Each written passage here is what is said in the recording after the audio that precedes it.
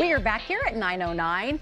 Minnesota is home to an abundance of native plants that are edible. From spring through the fall, foragers can find mushrooms and berries. We, of course, have wild rice, nuts, and other plants growing naturally all over the state. So safety is definitely the key when it comes to foraging, so it's very important to learn from the experts before you just go out and start grabbing stuff to eat. Alan Burgo is a James Beard Award-winning chef and forager. He's also the author of the Forager Chef's Book of Flora, full of recipes and techniques for edible plants. You can read all about it and foraging in the spring edition of Edible Minnesota magazine. And Alan is here today with a bounty of foraged Minnesota plants. Thanks so much for being here again. It's been a couple years since you've been on the show. Yeah, thanks for having me back. And last time I think we talked about a film project, but we weren't actually looking at some of the things that you can forage here. And all these things are growing right now in Minnesota. I picked all these yesterday.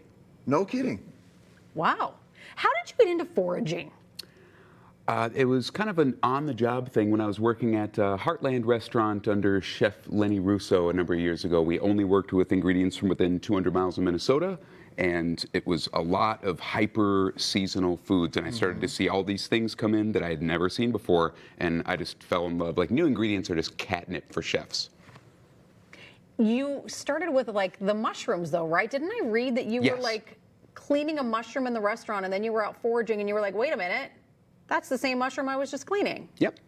Mushrooms started, but sometimes you go out and you don't find mushrooms, and I don't like to go home empty-handed, so I started to teach myself plants too. Other things too. You started just to learn and get all the information you could about what we can forage in our state, and I was telling you, you've got baskets and bowls of all kinds of goodies, and I don't recognize any of them.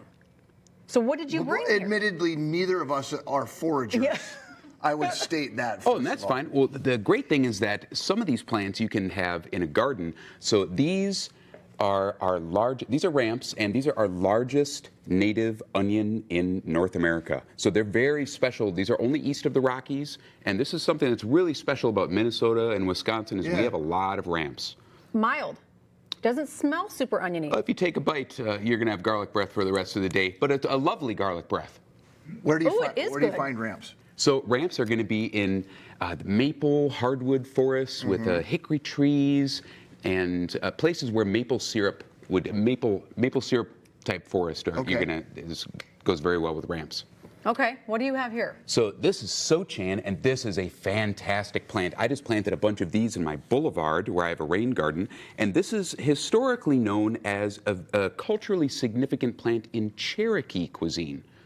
So this is a native plant. It's related to black-eyed Susan, and you can eat black-eyed Susan too. It kind of tastes like if you crossed spinach with celery. It's just a lovely plant. Makes flowers. The bees love it.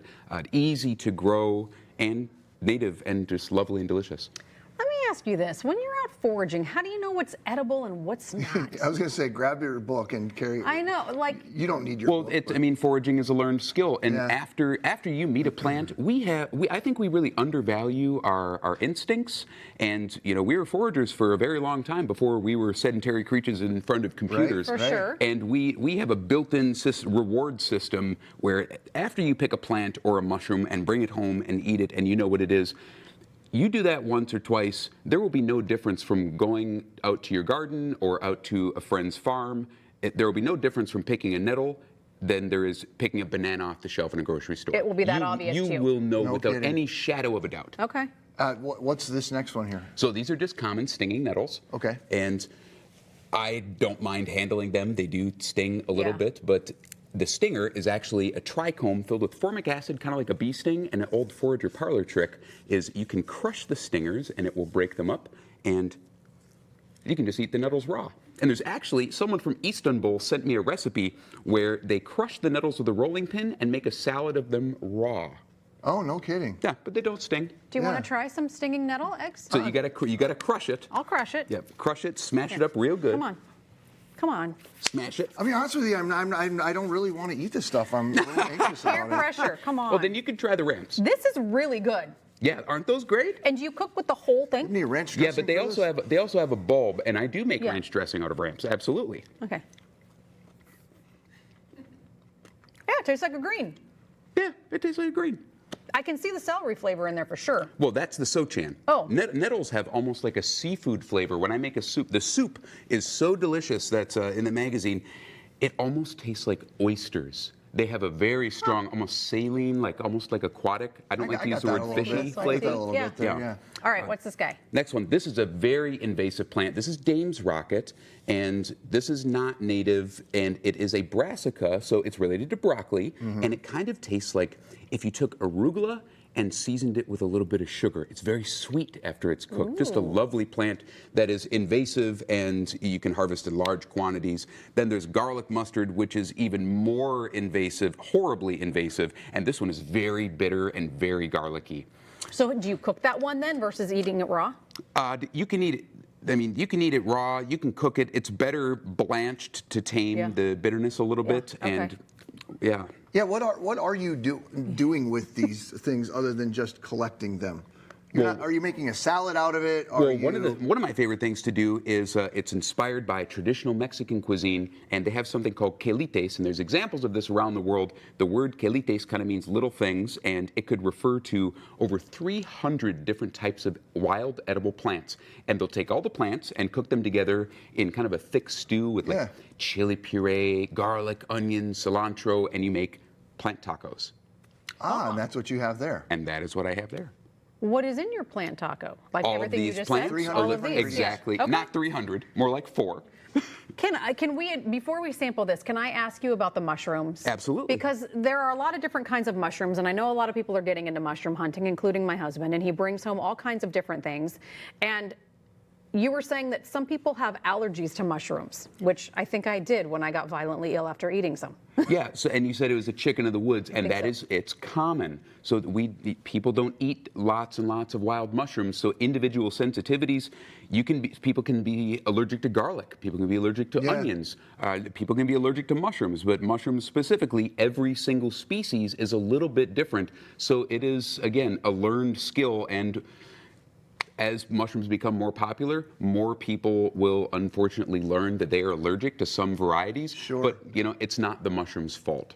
Yeah, well, and I guess lesson learned, not to just get a whole, those are morels, right? Yes. So not just get a whole big bunch of morels and just go crazy if you've not had any experience with them. And eating large amounts can also do that. Yeah. And you need to make sure that they're very well cooked. I mean, morels are our state mushroom, but they're also toxic raw. Oh, they have to be cooked. They always must be cooked. Absolutely must never be served raw. Okay.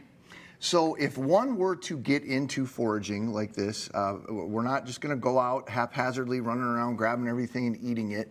What is the best advice that you can give to people who would like to get started in this? Because, I mean, it's everywhere. It seems like we should be taking advantage of it. It's a great way to get the family outside. Oh, absolutely. It's like a scavenger hunt, and then you get to eat something free that is delicious and the freshest food that you'll ever have because it's been harvested seconds before.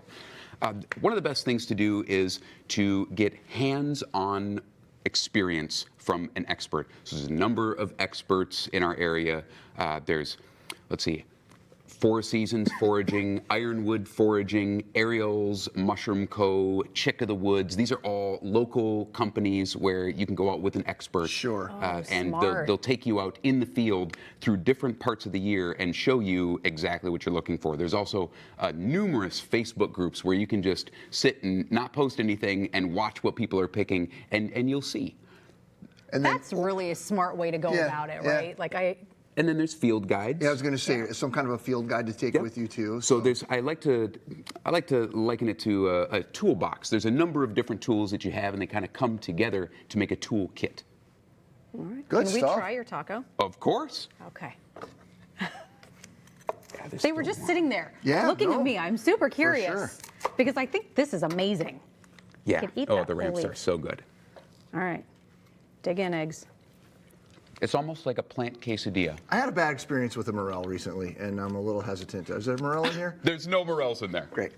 Yeah. This is divine. Isn't that good? Yes. That's very good. Very flavorful. And it's a bunch of wild plants. Good stuff. That's so crazy. Alan, thank you. You're welcome.